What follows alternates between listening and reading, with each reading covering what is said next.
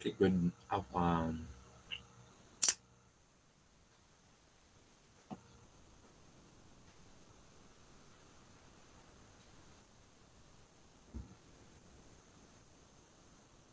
Okay, have a great day, everyone. Today we're gonna talk about the Philippines under the Spanish rule. So this recorded lessons will be all about the transition of the Philippines after it was being rediscovered by the Spanish navigators, the group of Ferdinand Magellan, and the other individuals who are part of the what we call the Armada de Moloca. So we have discussed in the previous meetings about the the site of the first mass Catholic mass in the Philippines. Now, when Ferdinand Magellan was defeated in the Battle of Mactan, several years after the Spanish regime, the Spanish government sent another expedition headed by Miguel López de Legazpi. And that time, the Philippines was colonized. So that is the only time when the Philippines was declared as a colony of Spain. No? So to start, when we were colonized, no, before we proceed to the discussion of the Philippine Revolution, let's have the experience of the Philippines during the Spanish colonization. We were colonized for more than 300 years, to be exact, 333 years. The Philippines was under the rule of the of the Spanish government.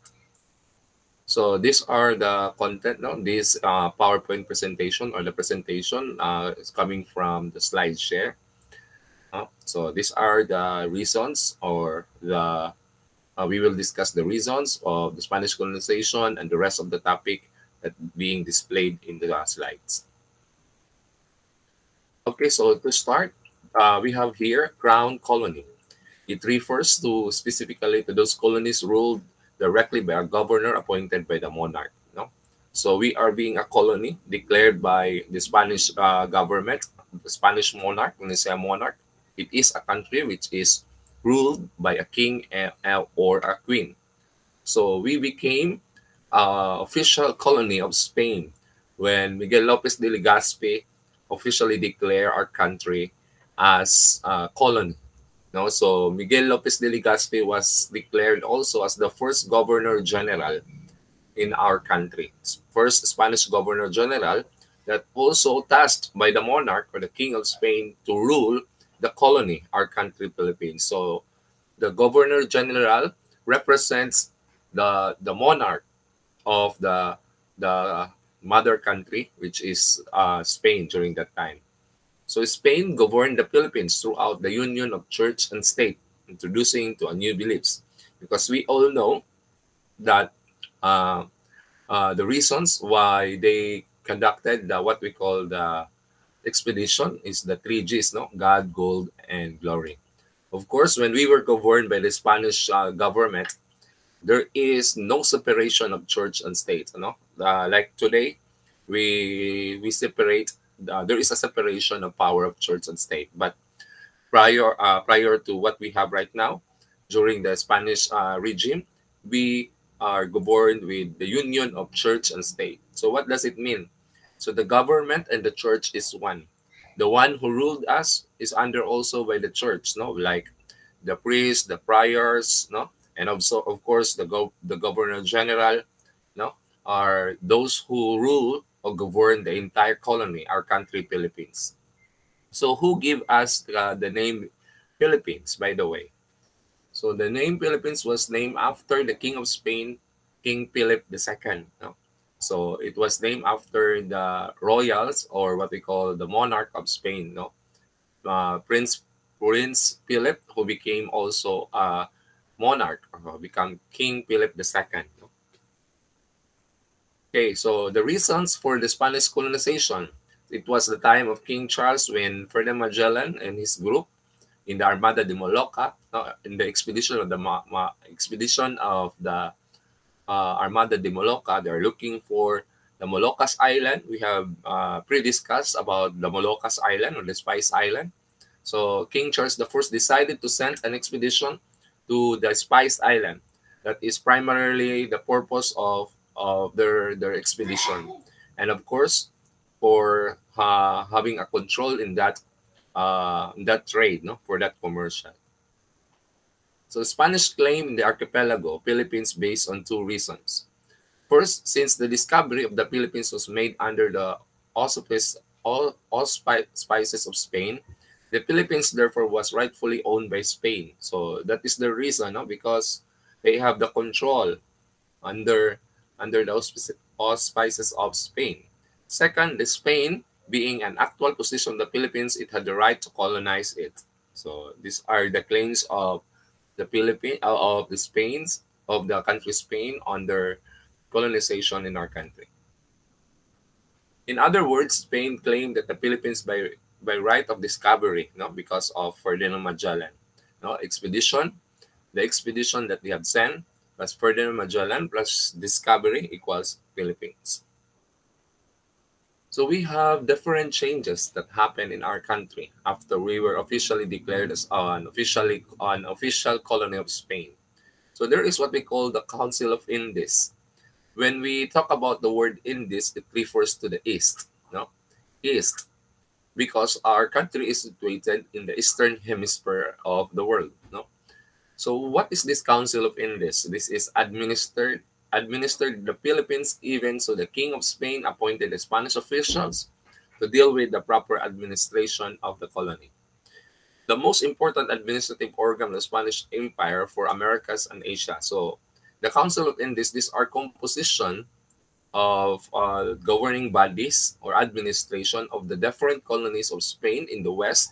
And of course, that refers to Americas, and in Asia, it refers to the Indies or East. You know? One of that is the Philippines. So the King of Spain organized a council to look into its colonies. So it is called the Council of Indies. So therefore, because prior to the coming of the Spaniards, we have our own administration and governance. We are headed by the Datu, no, or the Raja, which is also serves as the leader of the entire community. But when we were colonized by Spain, we are introduced to this kind of political changes or this administration. No, the Council of Indies appointed Spanish officials in our country, like the Governor General, as the top authorities in the government of our country.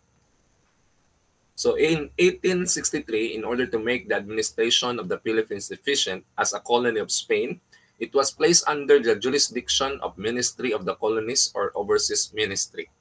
So why it is called overseas? Because it is far from the mother country, Spain. So there was a Ministry of the Colonies that being supervising under its jurisdiction. The ministerial department in charge of the direction of Spanish colonies. So therefore, it's not only the Philippines. No? There are several territories, colonies that was being managed by this Ministry of the Colonies. The entire colonies of Spain was under the Ministry of Colonies or Overseas Ministry. Like it administers the following colony of Spain, like the Philippines, Cuba, Puerto Rico, Carolinas, Marianas, and Palaus. So these are the colonies of Spain during that time from 1863 to 1899. So the central government, so we are having this kind of form of government, no, centralized. In order to make the central government of the Philippines organized under the Spaniard rule, they adopted the experience in Mexico and South America, including the laws of Indies. Some Spanish laws were likewise adopted. La Lovísima Recomplación, Leyes de Toro, Siete Partidas. So we will discuss that later.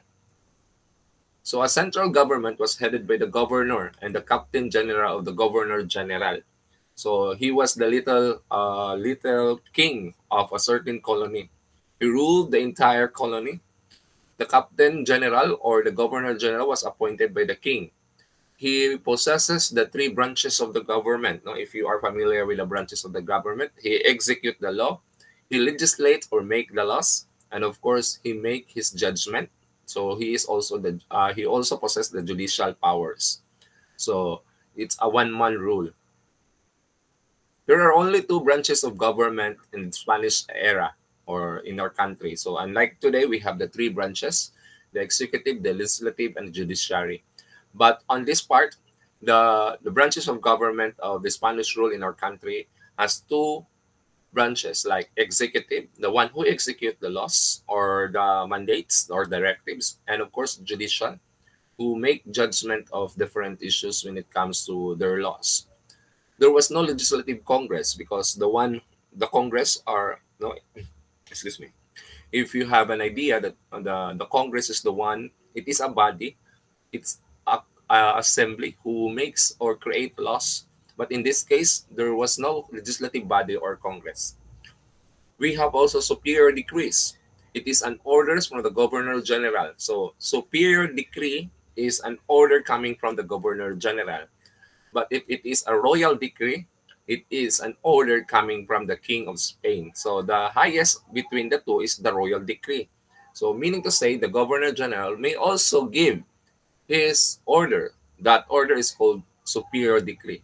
If the king has an order to the entire colony, no, of the Council of Indies, no, he could also give his order, and that order is called royal decrees.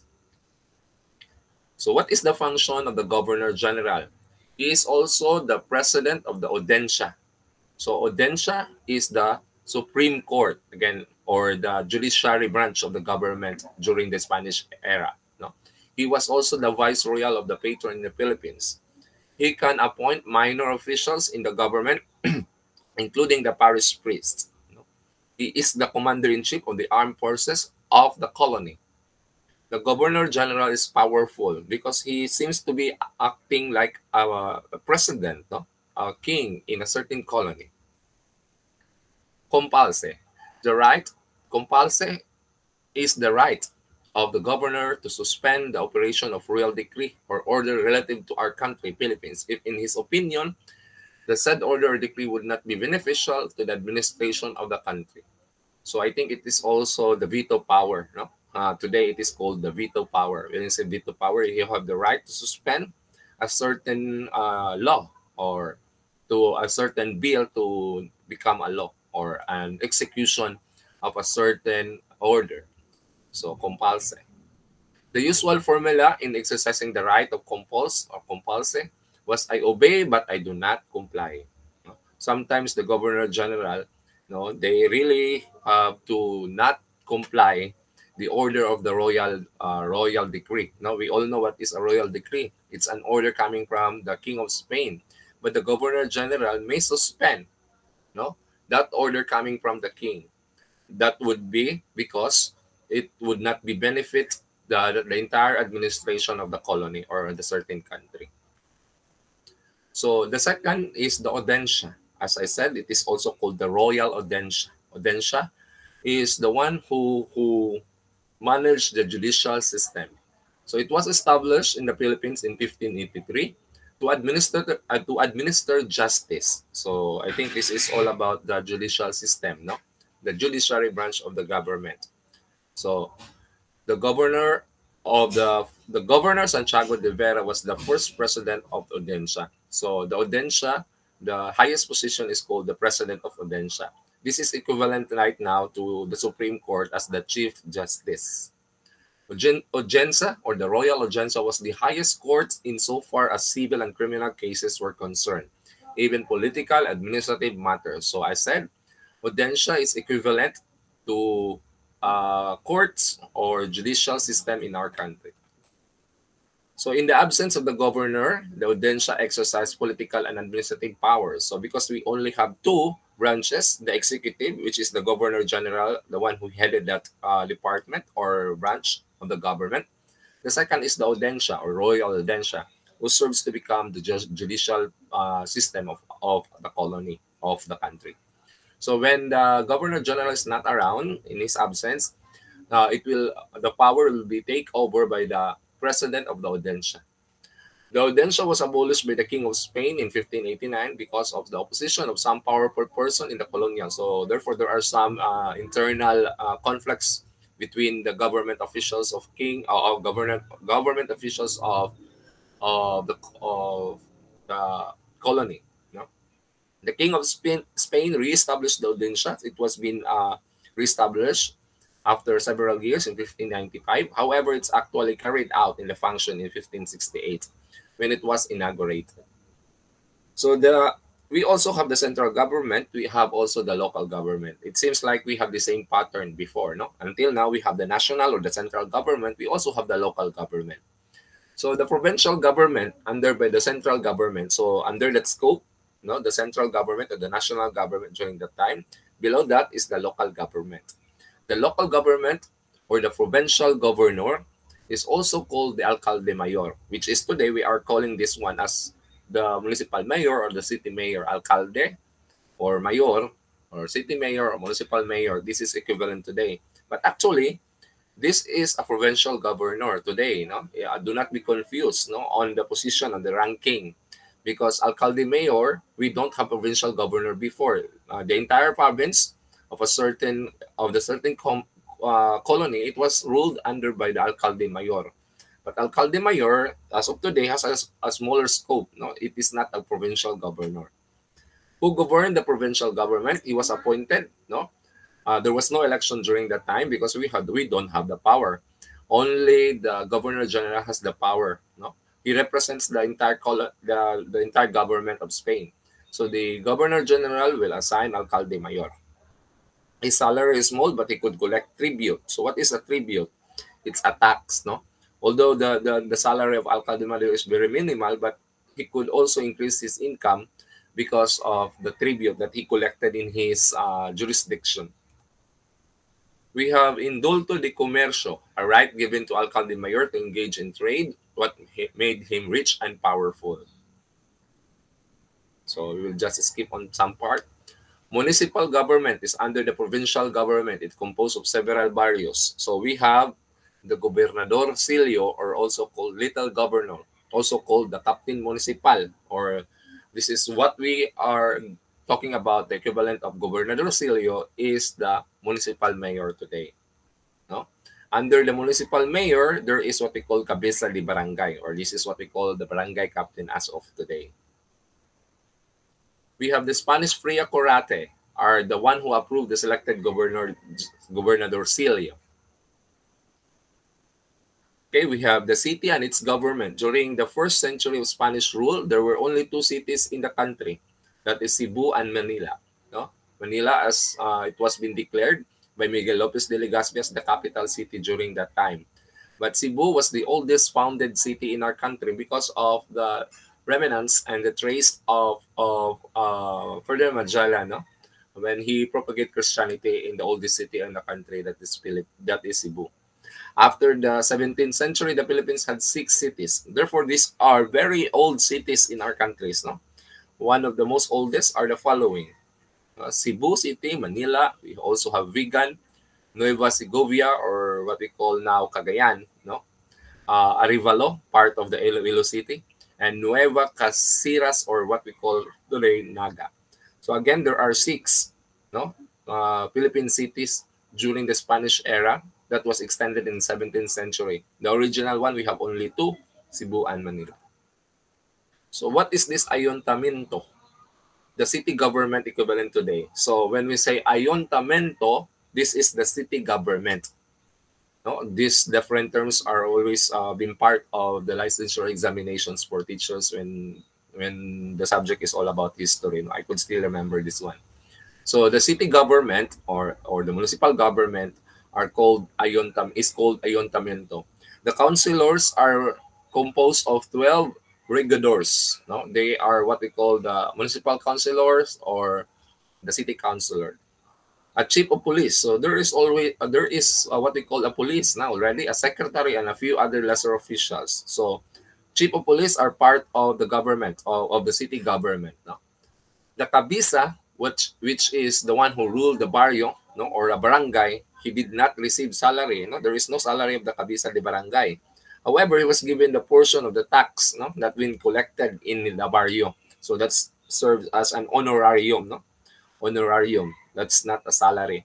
He is also considered a member of the Principalia or aristocracy because there are three social classes before in the Spanish era. No, before we have the Dato, the Maharlika, and the Alipin. No, but during the Spanish era, there is three also social classes. We have the Ilustrados, which is the top in the class list. We have the Principalia or the aristocrat. These are those who are noble, merong kakayahan, no? And of course, the last one we have the Indio, no? Indio. So one of the reason of the colonization and expedition is to propagate Christianity, and of course, it's that Catholicism, no? So in propagating the Catholic faith in the colony, so there are several actions that they have done in order to convert the natives, the locals, into the Catholic faith. So many Filipinos were converted from animist religion, no? So these are yung mga naniniwala uh, sa mga iba't ibang uri ng paniniwala like being atheists, no, animist, to a Catholic faith by the first Augustinians who came with Legazpi in 1565. So who are these Augustinians? These are missionary priests. No, there are different missionary priests like Augustinians, Franciscan, Dominicans, and the rest. But the first missionary priests who came to our country together with the expedition of Miguel López de Legazpi in 1565 were the Augustinians. They were ordered to propagate Christianity. This Augustinian order is a religious order observing rule derived from St. Augustine's writing. So the animism is the oldest known type of belief system in the world. So the animist natives in our country was converted to Catholic faith. The King of Spain decided that the Philippines should convert it to be on the Catholic belief. No? The missionaries spread Catholicism around in Manila, Visayas, Ilocos, Pampanga, and Pangasinan. And from time to time, people in our country were converted to Catholicism. In 1577, when Franciscan, another group of missionary priests, Franciscan, arrived, they spread Catholicism in some parts of Luzon. In 1581, another set of missionary priests, like the Jesuits or Jesuita, no? They also spread Christianity in some parts of Visayas and Mindanao. The Dominican, also spread Christianity in some part of the northern part of the Luzon. In 1600, here comes another set of missionaries, the Recollect, no? So we have mga schools right now, no, that is named after the Recollect missionaries, no? We have the University of San Jose de Recoletos, San Beda de Recoletos, no? They also spread Christianity throughout our country. So little more than 20 years after from time that Legazpi landed in Cebu, the number of converted Catholic faith was about 250,000, no?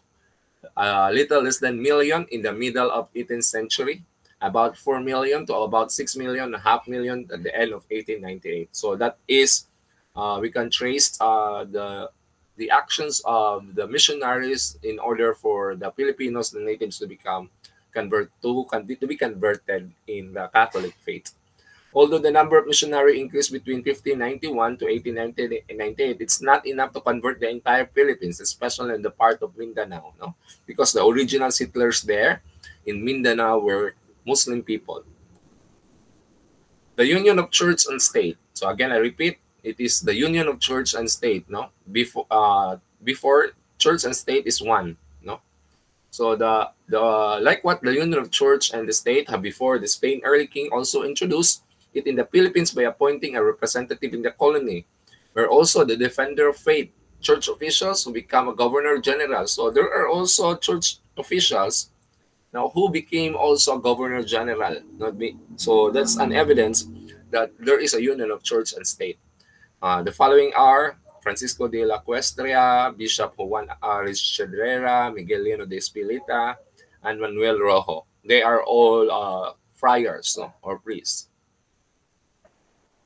So the church organization, in order to administer efficiently the Catholic Church, it was divided into districts. So if you are a Catholic today, now we can observe that these are all patterned after the organization of the church during the Spanish era. Now we have the parishes, the missions, the districts. No? The church organization in 1578, Manila became a diocese. So the first bishop of Manila is Father Domingo de Salazar. The first archbishop of the country is a Dominican priest, Father Domingo de Salazar. So what is this, the Inquisition? The Inquisition was an ecclesiastical office. So this is all about the church, whose duty was to search for heretics. What is this heretics? So these are people who don't believe in the Catholic faith, who don't believe in God, who do not submit themselves into the Catholic faith or Christianity. So the Inquisition was created in order to eliminate these heretics and those guilty of that were preaching or practice religious doctrines that were contrary to the Catholic Church. So if you are against the Catholic Church, you might be executed by the Inquisition. The introduction of printing. So we have the xylography, the printing of the wood block. The first book being printed in Tagalog and Chinese were printed in 1593. It's all about the Christian doctrine. The oldest book in our country is Doctrina Christiana. So it's all about the doctrine of Christianity. No? Doctrina Christiana. So the Dominican improved printing by introducing the use of movable types. No? So there, the printing firms are already starting. No? Father Francisco de San Jose, popularly called Blancas de San Jose, introduced the movable type or the typography. So it's more like a typewriter. No? In 1606, the Franciscans put up a printing press in Quezon province. This Vocabularia de la Lingua Tagala is a famous book Father Domingo de los Santos was printed in 1700s. Okay, so we have another terms here. We have residencia and visita. Visita na siya, visita. Residencia was a public investigation and trial of outgoing colonial officials. And visita is a secret investigation of officials' conduct of the public servant. So this residencia is the one who investigate the officers, the colonial officers in the country. So kung visita, residencia meaning the resident. Visita is a visitor. No, residential is an internal affairs, no? Kung sa kuan pa ni internal affairs. Who investigate the colonial officials when they ruled the certain colony. This visita is a secret investigating body, no?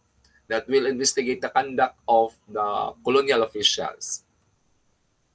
The plaza complex, or what we call the the plaza today, no? We have that plaza is composed of a best illustration of a politico, no? Religious structure of colonial government of our country under Spain. If you try to look at a plaza, it's where you can locate the center of the town, no? What we call the center of the town, or what we call the poblacion, no? That's the term poblacion, where you can see the plaza or the town center to bring them close to the church, no? You can really observe today that plaza is one of place where the church is near to that place, no? That will serve as convenience, convenience to everyone, no? There you can see the convent, the municipal center, the city hall, the municipal hall, the market, and the cemetery. So we have also economic changes. The encomienda, it is a piece of land but a favor from the king. The encomendero is the one who received this favor. The encomienda can held before into 3 generations, but it was later reduced to only 2 generations. So we'll just skip on that. Let's have another one. It's all about economic system, no? Forced labor. All Filipinos are required to render service to the state, or what we call polo es servicio, no? When you age 15 to 65, you are obliged to give your service to the state and church, no? Without payment or salary. So you are looking for roads, bridges, no, ganun na mga infrastructures, no. So it is called polo y servicio. Some conditions set in the forced labor. If you are a Filipino to be drafted to work, must be paid for the work. The Filipino laborers should not be made to work in distant places where they could not return to their families. The drafting of laborers should not be coincide with the planting and harvest season. Men who are physically incapable should not be overworked. Forced laborer should be restored to only in cases of absolute necessity. The number of laborers drafted should be diminished as soon as the laborers from other countries had volunteer work.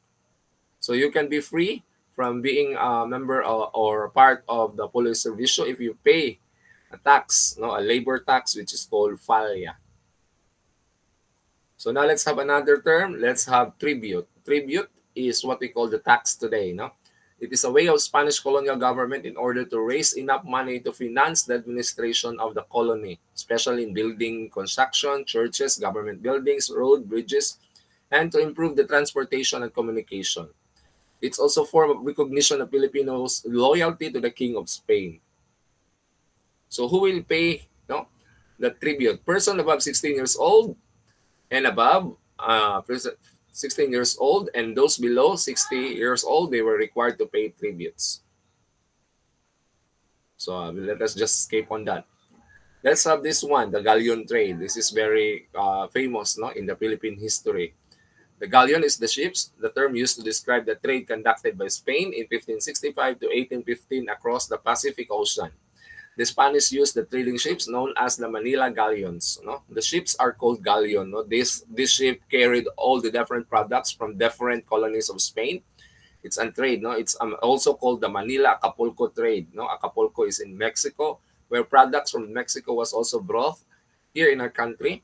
And products also of our country was also brought to another country like in Spain and in other colonies like Mexico. So there our products are being traded. So it is also called the Manila Acapulco trade. If you try to look at the map, it shows the trade, the route of the trading of Manila and Acapulco. The trip to Mexico lasted for 200 days. The return trip lasted for 70 days. So it's that's a very long trip, no? The Mexican subsidy o situado. An annual subsidy from Mexico, this subsidy amounted to 250 pesos, will be given, no? Because the Mexico is what they call the Royal Viceroy, you know, which is also the main colony of Spain, no, nadira. Sige, skip lang nato na siya. Okay. Okay, so I think that's all for this time about the Spanish rule. No, we discussed about the two effects of the Spanish rule in our country, like the political changes and the economic changes. So our next session will be all about the revolution, no? When we observe that there are atrocities and abuses of some friars to our country. Therefore, Filipino are revolted against the Spanish rule.